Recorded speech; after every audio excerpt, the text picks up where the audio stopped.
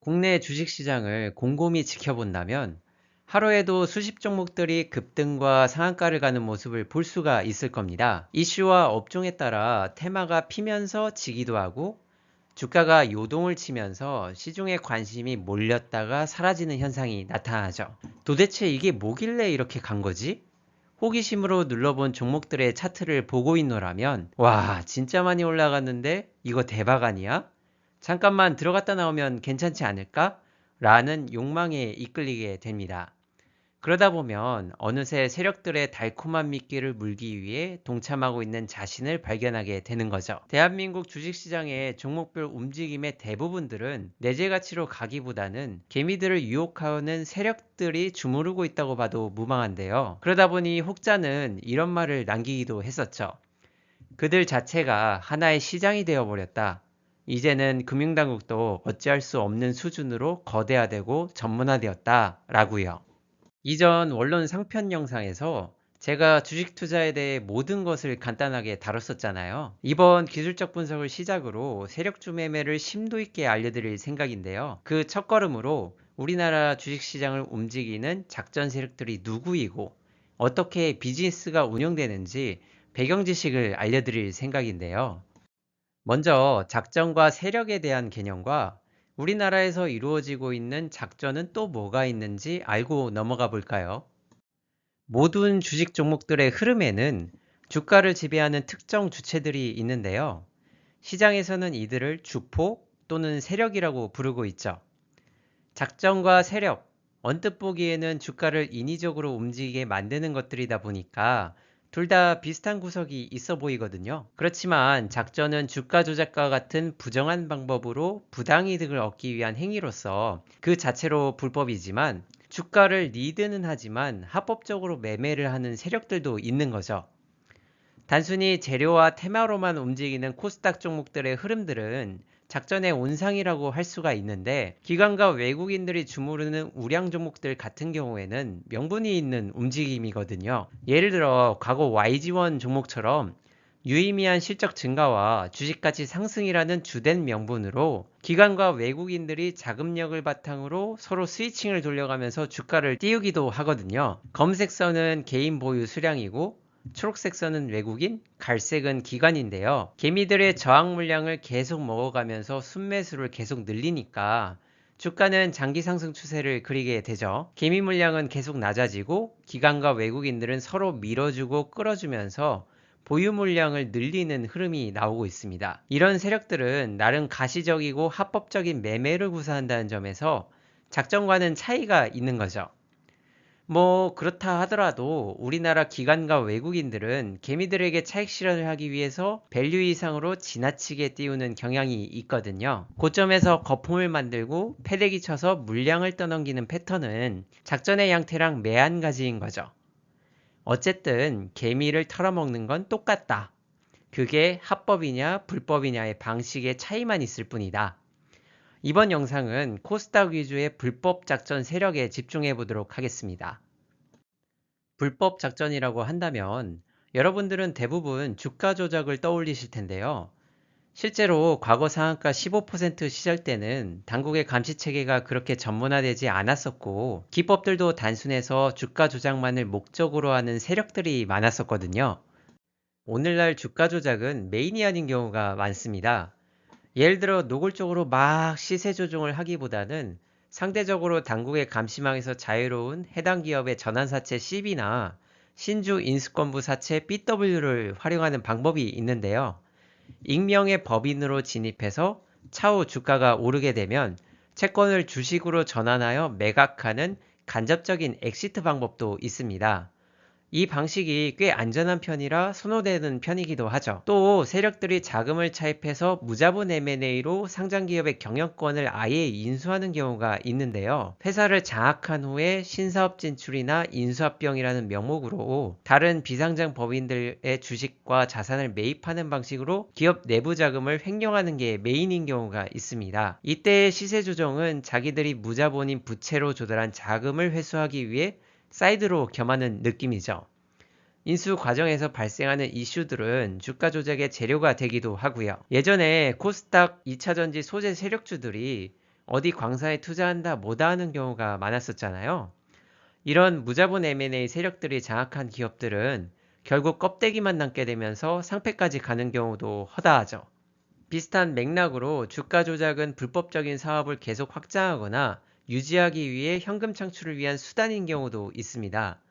세력이 회사를 처분하지 않고 갖고 있으면서 CB, BW, 유증과와 같은 자금 조달을 원활하게 하기 위해 주가 조작을 단행하게 되는 거죠. 주가가 높아질수록 해당 기업에 청약하려는 사람들이 많아지는 것을 이용하는 겁니다. 이후 조달된 자금은 사적으로 이용하거나 문어발식으로 다른 기업들을 M&A 하면서 불법적인 비즈니스를 확장하기도 하죠. 이런 종합적인 큰 그림들을 거래소나 금감원에서는 기획형 복합 불공정 거래라고 하는데요. 이건 차후 영상에서 자세히 다룰 거고요. 주가 조작만이 작전은 아니다.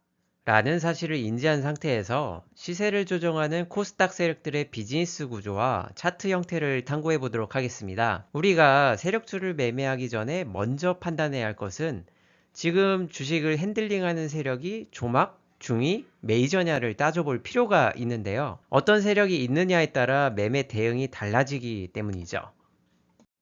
분류에 대한 기준은 조직의 형태와 자금 운용 규모별로 나눠볼 수가 있는데요. 먼저 가장 작은 단위의 세력인 조막순부터 볼까요? 장사로 비유하자면 이들은 자영업이나 소규모 가족법인과 같은 느낌이라고 할 수 있는데요. 한 개인이나 자신이 믿을 수 있는 지인, 친인척들로 구성되는 게 특징입니다. 작전에 동원되는 자금은 100억에 가깝거나 그보다 낮게 운용되는 편이죠. 영세한 규모다 보니까 시총이 100억 단위로 낮고 유통주식 수가 적은 코스닥 소형주를 타겟으로 삼는 편인데요. 주가를 중장기적으로 리드할 능력이 없기 때문에 짧으면 몇 분, 좀 가져간다면 2, 3일, 평균 7일 이내, 길게 간다면 2주에서 3주 걸쳐서 한 사이클을 마무리 짓는 구조이죠. 조막손이 분봉 단위로 가져가는 대표적인 기법이 딸깍이 매매라고 하는데요. 차익용 계좌에서 미리 저점에서 일정 물량을 사둔 다음에 시세 조정용 계좌에서 1주, 10주 같은 단주 매매를 수차례 반복하게 되는데요. 그러면 개미들이 거래가 활발한 것으로 오인하고 매수에 가담하게 되면서 단기간에 주가가 오르게 됩니다. 그 과정에서 세력들이 혹가창 고점에서 걸어놓은 물량을 먹게 하거나 그냥 패대기 쳐서 익절하고 나오는 기법이죠. 1단위도 구조는 비슷한데요. 매물대가 적은 급락이 나온 주식을 저점에서 매수한 다음에 단기간에 상한가 굳히기로 가격을 띄웁니다. 그 다음날 급등에 대한 기대감으로 개미들의 이목이 집중되는 것을 노리고 시가갭을 줘서 고점에서 패대기 쳐서 익절하고 나오는 구조이죠. 우리가 흔히 보는 상한가 이후에 음봉거래량이 나오는 패턴이겠죠. 그 외에 개미가 생각보다 덜 붙었다든가 조금 더 가격을 띄우기 위해 잠시 조정을 주었다가 다시 걷어올리는 방식으로 시간을 들이기도 하죠. 이런 조막손들이 건드리는 종목들은 거래량이 낮고 단기간에 주가가 변동하다 보니까 사고 팔기가 상당히 까다롭거든요. 가성비가 그렇게 좋지 않은 구조다 보니까 초보자분들은 그냥 건드리지 않는 게 좋고 하더라도 짧게 먹고 나와야 되겠죠. 오늘날에는 당국의 감시망이 발달되다 보니까 어설픈 조막손들은 대부분 잡혀 들어간다고 보면 되거든요. 그러다 보니 시장을 움직이는 세력들은 대체로 중위나 메이저로 규모화되고 전문화되어 가고 있는 추세입니다. 조막손의 사례를 한번 볼까요? 앞전에 세력이 거래량을 터뜨리면서 1파, 2파에 상승 파동을 주고 이익 실현이 된 모습인데요. 그 이후에 주가를 하단 밑으로 깨면서 신저가 갭을 만들었었죠. 이런 차트 구조가 조막손 세력들이 좋아하는 비즈니스 환경인데요. 거래가 나오면서 세력이 이익 실현한 곳은 반대로 말하면 개미들이 많이 물린 곳이라는 의미이겠죠. 앞전에 대부분 시중 물량들이 물리면서 잠겨있기 때문에 밑에서 고를 파게 되면 전반적으로 유통 물량이 적어지는 효과를 만들 수가 있는 거죠. 그리고 조성한 하락갭은 상대적으로 매물 저항이 없는 빈 공간과도 같기 때문에 적은 자금으로 주가를 띄우기가 좋습니다. 이 구조 안에서 조막손 세력은 하단에서 개미들의 손절 물량을 저점에서 싸게 매집하게 되는데요. 물량과 평단이 유리한 상황까지 매집이 완료된다면 이후에는 큰 방해 요소 없이 갭만큼 주가를 띄워서 고점에서 추격하는 개미들에게 물량을 넘기는 식으로 쉽게 해먹고 나오는 방식이죠. 당시 분봉을 보면 이틀에 걸쳐서 작업이 진행되었었는데요. 상한가를 쳤던 날에는 오후 종가고가로 굳히기가 들어가고 그 다음 날에 갭과 되돌림을 주면서 최종적으로 거래량 실린 음봉으로 해먹고 나오게 된 모습이 그려졌었죠. 본격적으로 익절이 들어간 음봉날의 분봉과 호가창을 자세히 볼까요? 갭 음봉 이후 다시 되돌림을 줄 때 1주 매수 매도를 반복하면서 단주 매매로 1차 상승 추세를 조성했는데요. 그 과정에서 세력들이 위에 걸어놓은 매도 물량을 먹게 만들면서 개미들을 유도하게 되었었죠. 고점이 만들어진 이후 잠시 눌렸다가 이제는 세력이 밑에서 10만 주의 허매수를 바치면서 개미들에게 강력한 매수세가 있다는 착각을 유도했었죠. 그리고 다시 단주를 치게 됩니다. 개미 매수세가 다시 붙으면서 1,100원에 걸어놓은 6만 5천 주를 먹게 하고 2차 고점이 형성되었죠. 이후에는 아예 시장가로 던져서 작업을 마무리 지으면서 끝났는데요. 1단위로 가져가는 동시에 분단위로 딸깍이 조작이 같이 콜라보된 조막손 세력의 작전 사례라고 할 수 있겠죠. 그럼 조막손이 영세업자라고 한다면 중위 세력은 어느 정도 조직력과 자금을 갖고 있는 중견기업의 모습과도 같다고 할 수 있는데요. 이들은 어떤 모습일까요? 조막손 세력들이 대부분 당국의 레이더망에 잡힌다고 했었잖아요. 왜 잡힐까요? 작전의 기술의 꽃과도 같은 통정매매를 제대로 구사하지 못하기 때문인데요. 통정매매가 뭐냐? 여러 개의 차명 계좌를 두고 서로 간의 물량과 가격을 정해서 자기들끼리 사고파는 주가 조작의 기술입니다. A에서 B로 갔다가 B에서 C, 다시 A로 수많은 계좌들이 서로 사고 팔다 보면 누가 조작의 주체인지 알기가 어려워지게 되는 거죠. 그리고 그 과정에서 거래량과 변동성이 인위적으로 증가하게 되기 때문에 개미들의 이목을 자연스럽게 집중시킬 수도 있습니다. 세력들이 매집이나 분산에 필수적으로 쓰이는 스킬인데 구체적인 건 다음 영상에서 다룰 거고요. 이런 통정매매를 온전하게 구사하려면 조직력과 자금력이 어느 정도 받쳐줘야 되는데 그게 중위 세력부터 구사할 수가 있게 되는 거죠. 중위는 전주, 기술자, 트레이더 등 어느 정도 역할 분담과 체계가 잡힌 조직 구성원이 나타나는 특징이 있는데요. 대략 10명에서 20명에 가까운 인원을 운영하고 자금은 100억 단위 이상으로 커지게 됩니다. 사이즈가 있는 만큼 타겟은 시총 1000억 단위의 중형주나 일부 소형주들에게 분산 투자를 하게 되는데요. 월 단위로 템포가 늘어나는 만큼 최대 100%에서 200% 정도의 수익을 목표로 하는 게 대략적이고 때에 따라서는 52주 신고가를 넘는 메이저에 근접한 상승을 만들기도 하죠. 그래서 우리가 세력주를 공략한다면 호흡이 길고 상승폭이 적당히 나와주는 중위 세력 이상부터 공략해야 매매하기가 편해지는 거죠. 사례를 한번 볼까요? 이전 원론 상편 영상에서 세력들은 크고 작은 밥그릇 모양을 만든다고 했었잖아요. 중위 세력은 중폭 규모 이상의 밥그릇 모양을 형성합니다. 첫 고점 설정에서 거래량 터진 외봉을 한번 주고 시작했는데요. 이렇게 만드는 이유가 있거든요. 첫째로 앞으로 만들 박스 공간을 확보하기 위해 이전에 물린 개미들의 매물대를 환기해주는 역할을 하고요. 둘째로 자신들이 사전에 매집한 고점 평단 물량을 개미들이 먹게 해서 리밸런싱을 해주는 거죠. 즉 세력이 잠깐 변동성을 줘서 신규로 추격 매수에 들어간 개미와 기존에 물린 개미들의 매물을 단봉으로 밀집시키고 주가를 끌어내려서 물량을 저가로 받는 구조를 만드는 거죠. 해당 종목은 전환사채 CB와 삼자배정 유상증자가 콜라보된 작전인데요. CB나 유증이 있다고 해서 모든 종목이 지지받고 가는 건 아니지만 세력들은 진입평단인 2,500원에서 3,890원을 지지해주면서 매집 국면을 만들었습니다. 이후 매집이 끝나고 총 118%의 상승 추세로 딱 자신이 조성한 구간만큼 먹고 나오는 중위 스케일을 보여주었죠. 상승 과정에서 1,000억 원대의 거래 대금이 나오는 장대 양봉이 중간중간 만들어지죠. 통정 매매를 돌리기 때문에 유통거래 이상의 거래 대금이 빵빵 터지게 되는 건데요. 그리고 작전이 끝나면서 세력들은 빠지고 힘없는 개미들끼리만 남은 상태다 보니까 거래량이 급감하면서 주가는 슬슬 빠지게 되는 거죠. 자, 그럼 이제 시장을 지배하는 메이저 세력에 대해 알아볼까요? 오늘날에는 당국의 감시 체계가 발달하면서 작전도 그에 따라 전문화되고 대형화되었는데요. 이들은 작전계의 대기업입니다. 몇몇 무거운 종목들을 거래대금 터뜨리면서 신고가를 만들 자금력도 있고, 하루에도 몇 개의 코스닥 주식들을 동시에 급등락을 만들면서 테마라는 군을 조성하기도 하는 조직력이 있는 세력이죠. 운용자금은 1,000억 원대 부근으로 사이즈가 큰 편입니다.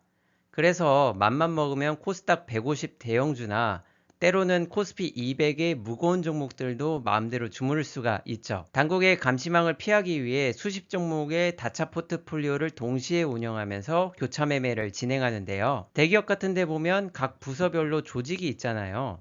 철저하게 역할 분담이 되어 있는데요.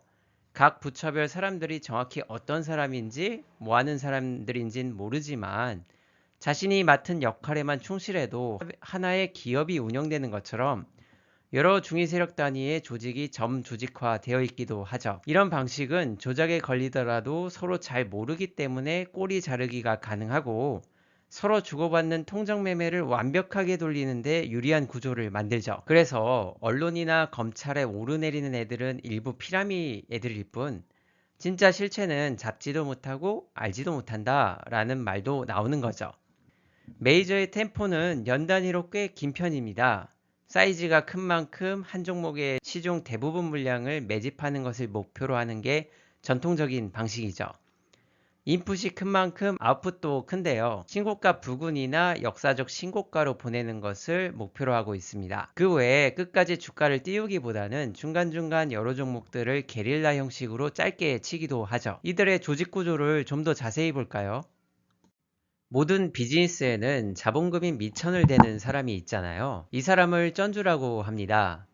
불법적인 곳에 돈을 대다 보니까 옛날에는 명동 사채업자들이나 조폭과 같은 음지 조직들이 주로 활동을 했었거든요. 최근 작전 자금은 비교적 안정적인 저축은행이나 재무적 투자자들로부터 조달되는 편이죠. 경우에 따라서는 쩐주가 직접 작전에 개입해서 조직의 리더인 주포가 되거나 익명이 보장되는 브로커를 통해 대리 활동을 하기도 하죠. 브로커는 작전에 필요한 온갖 업무와 컨설팅 등을 주도하는데요. 주가 조작 전문팀을 섭외하고 대주주 포섭, 사채업자와의 자금 연계 등 흔히 부티크라고 불리는 시설 투자 법인으로 운영되기도 합니다. 이런 연계업을 하다 보니까 자연스럽게 부티크 자체가 작전의 주포가 되는 경우도 종종 있죠. 브로커나 주포가 대주주를 포섭하는 것은 메이저 작전의 거의 필수적인 일인데요. 운용하는 기관과 규모가 크다 보니까 주가를 조작하는 도중에 대주주가 협조하지 않고 물량을 풀어버리면 작전 자체가 진행이 안 되기 때문이죠. 그리고 회사의 내부 악재나 호재성 재료를 통제하거나 CBBW 유상증자와 같은 시중 유통 물량 변동과 같은 문제를 관리하기 위해서라도 회사 경영을 장악할 필요가 있는 거죠. 그래서 세력들이 변수를 통제하기 위해 기업을 아예 인수해서 대주주로 등극하기도 하는데요. 회사를 장악한 다음 연례 행사로 주가 조작을 하거나 내부 자금을 빼돌려서 이익 실현을 하기도 하죠. 앞서 잠깐 봤던 무자본 M&A 같은 게 대표적인 사례이겠죠. 작전 프로젝트의 총괄 책임, 기획, 운용하는 사람을 주포라고 합니다. CEO 같은 역할을 하죠. 이 조직 안에서 기술자는 주가 조작 부서의 팀장 역할을 하는데요. 차트 매매와 작전 설계를 지시하죠. 이들은 큰 돈을 굴리기 때문에 조작하는 기업 주가에 영향을 미칠 만한 실적, 재무사항, 이슈 등의 회사 내부 사정을 대표이사보다 더 잘 알 정도로 철저하게 파악하는 편인데요. 주가를 조작하기 위해 거래량이 얼마나 나와야 되고, 종가는 어디에다 갖다 놓을지, 언제, 어떻게 올려야 개미들이 붙는지, 처음부터 끝까지 조작의 큰 그림을 그리고 지시를 내리죠. 모니터 10대로 한꺼번에 7종목을 살피고 딸깍이에게 매매 지시를 내릴 정도로 노련함을 갖고 있죠. 딸깍이는 기술자의 지시에 따라 직접적인 매매를 하는 트레이더들인데요. HTS에 익숙한 인원으로 구성되고 순간 분봉, 초봉을 다 보면서 개미들이 던지는 타이밍에 맞춰 1원이라도 싸게 살 수 있는 훈련이 되어 있는 사람들이죠. 작업하는 과정에서 기술자들과 합숙해서 매매하고 한 작업이 끝나면 다른 세력들과 로테이션 도는 말단 현장 직원과 같은 느낌입니다. 기술자 한 명에는 약 20명 정도의 딸까기를 포섭하는 편이죠. 작전은 철저하게 차명으로 이루어지면서 작업을 합니다. 주포는 바지 사장을 내세워서 차명 계좌에 차명 오피스텔에서 시세 조작을 하거나 회사의 대표이사로 부임해서 주가를 높이기 위한 신사업 진출, 허위 공시, 호재성 뉴스 등을 포장해서 내보내는 역할을 하죠. 작전에 걸리면 제일 먼저 잡히는 사람들이 바지 사장과 딸까기들이기 때문에 실제 총괄책 두목인 주포나 쩐주를 잡을 가능성은 거의 없는 게 이 바닥의 현실이죠. 과거에는 이렇게 주포 중심의 한 팀을 꾸려서 주가 조작을 했지만 최근에는 이런 조직이 다단계 형식과 점조직으로 활동하는 편이기 때문에 작전 세력들도 서로 모르거나 전체의 기획을 모르는 경우가 많습니다. 혐의자간 서로 알지도 못하고 자금력을 바탕으로 시세 조정에 의심을 피하기 위해 한 번에 여러 종목을 팀 단위로 교체 매매하는 방식으로 통정을 돌려버리기 때문에 당국이 포착해내기가 어려운 거죠. 어쨌든 이렇게 작업이 끝나면 쩐주와 주포는 50대 50으로 수익을 배분하고 한 사이클이 끝나게 되는 거죠. 자, 그럼 이제 메이저가 어떻게 운영되는지 알았으니까 차트 사례를 한번 봐야 되겠죠. 정석적인 메이저 작전의 사례인데요. 매직 기간도 약 6년간 공을 들였고 투입한 노력만큼 아웃풋도 큰 게 특징이죠. 총 452% 상승한 역사적 신고가를 보냈었고 일중 거래대금은 최고 1조 원에 다다랐었죠. 이렇게 밥그릇 이국면 매직 구간에서 수위를 지켜줄 건 지켜주면서 적은 거래량과 낮은 변동성이 나오는 형태가 좋거든요.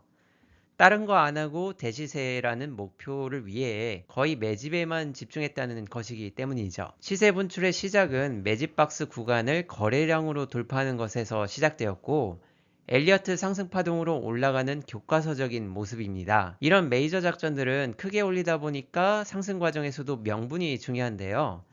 이슈의 중심에 있는 테마와 호재를 만들어가면서 가는데 재료 분석도 함께 한다면 매매 확률을 더 높일 수 있겠죠. 테마와 재료를 어떻게 보는지에 대해선 영상 제가 따로 올릴 생각이니 참고하시면 좋고요. 어쨌든 메이저 세력이라고 해서 주가를 무조건 역사적 신고가로 보내는 것은 아니거든요. 역사적 신고가는 크게 먹을 수 있는 장점이 있긴 하지만 다시 가격을 저가화시키고 물린 개미들의 물량을 줍는데 시간이 꽤 걸린다는 단점이 있죠. 그래서 한번 크게 해먹은 종목은 다시 크게 올린다면 특별한 재료가 없는 이상 평균 3년 이상 긴 시간이 걸리는 편입니다. 중위 세력 이상부터는 한 종목의 터줏대감처럼 눌러앉아서 익절을 하더라도 물량을 어느 정도 계속 가지고 있는 상태에서 다시 저점에서 매집하면서 연례행사처럼 지속적으로 해먹는 편이거든요. 특히 게릴라성 기법을 구사하는 세력보다 대시세 목적이 있는 메이저의 경우가 더더욱 그렇죠. 이 종목 저 종목 왔다 갔다 하면서 계속 새로운 기업을 공략하기보다는 리스크가 분석된 기존 기업에서 계속 비즈니스를 창출하는 게 용이한 측면이 있는 거죠. 그래서 여러분들이 이 종목에 세력이 있는지 알고 싶으시다면 주봉이나 월봉을 통해 과거의 세력 흔적을 찾아보는 것도 매매에 도움이 되거든요. 넥슨GT의 경우 월봉을 보면 총 6번의 연례 행사가 있었죠. 그 기업의 내재 가치가 유지된다는 전제가 있다면 이런 식으로 하단에서 지지가 나오면서 계속 작전이 반복되는 편입니다. 여기까지 해서 작전 세력의 비즈니스 구조에 대해서 알아봤는데요. 여러분들에게 알려드릴 한 가지 주의사항이 있습니다. 세상에는 다양한 비즈니스 모델이 있듯이 작전 세력도 상황과 목적, 환경에 따라 천차만별이고 계속해서 진화한다는 특징이 있거든요. 그렇기 때문에 확실하게 일률적으로 이렇다라기보다는 알려드린 기준들은 세력을 이해하고 해석하는 참고용 기준으로 봐주시면 되겠습니다. 예를 들어 큰 그림에서는 메이저 밥그릇 규모인 것 같아 보여도 중간중간 현금 흐름을 창출하기 위한 중위 사이클을 도는 세력도 있고 터진 대금은 메이저급이라 크게 올라갈 것처럼 보여도 호흡은 중이나 조막 단위로 움직이는 다차 포트폴리오 게릴라형 중메이저도 있습니다. 호가창에서 단주 매매로 원투 치는 게 조막손이라고 생각할 수는 있겠지만 중메이저가 물량을 원활하게 조성하기 위한 윤활제로 움직이는 단주 매매 계좌일 수도 있는 거죠. 이렇게 해석도 상황과 변화하는 환경에 맞게 유도리 있게 해야 이 바닥에 오랫동안 살아남을 수 있는 거겠죠. 어쨌든 지금까지 작전 세력에 대한 교양 수준의 배경 지식을 알아봤고요. 앞으로 올릴 영상은 테마와 재료를 어떻게 해석하는지에 대한 팁들이나 통정매매나 밥그릇 구조 같이 차트를 해석하는데 구체적인 지식을 알려드릴 예정이거든요. 구독과 알림 설정하시면 보다 빠르게 영상을 접하실 수 있을 것 같고요. 시청해주셔서 감사합니다.